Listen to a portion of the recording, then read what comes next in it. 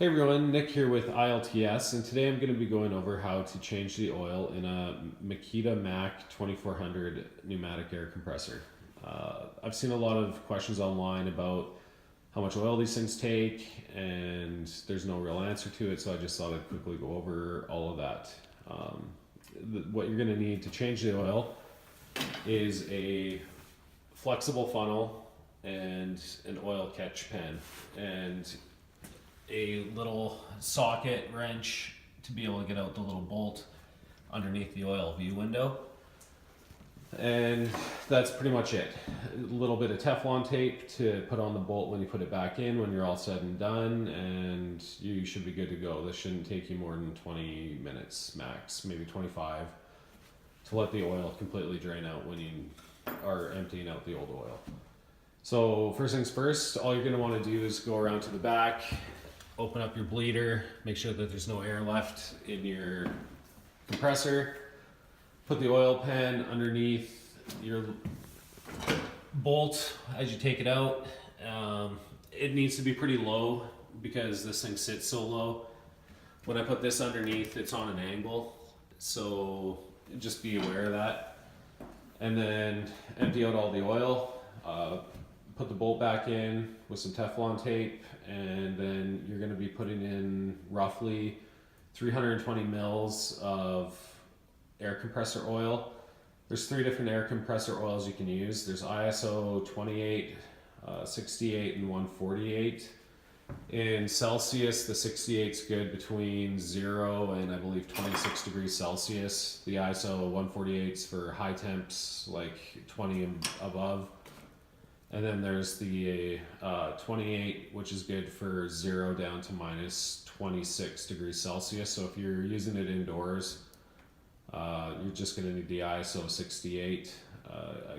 The funnel and the air compressor oil I picked up here in Canada at Canadian Tire, and they were both pretty cheap, so not too bad. The big reason you want to do this is because Makita in their manual recommends that you change the oil on these things every 3 months or 300 hours. And this one had not been serviced in a long time, and it's a pretty simple oil change. It takes you, like I said, about 25 minutes to do. This is the color difference between the 2 oils. So this is some new oil, and this is the old oil. If I hold this up to the light, it literally looks like black sludge. So this hadn't been serviced in a long time.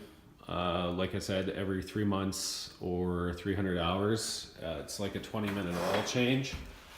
And to save yourself hundreds and hundreds of dollars of having to buy a new one of these, go spend the $30 to get this done and be done with it. Like I said, just pick the right oil depending on the temperature that you're going to be operating this thing in. Get yourself a flexible funnel, because where you need to put the oil into is right above your air filter, and it's really hard to get at. So when you use a flexible funnel, you can just bend it and get it in there exactly where you need it to be.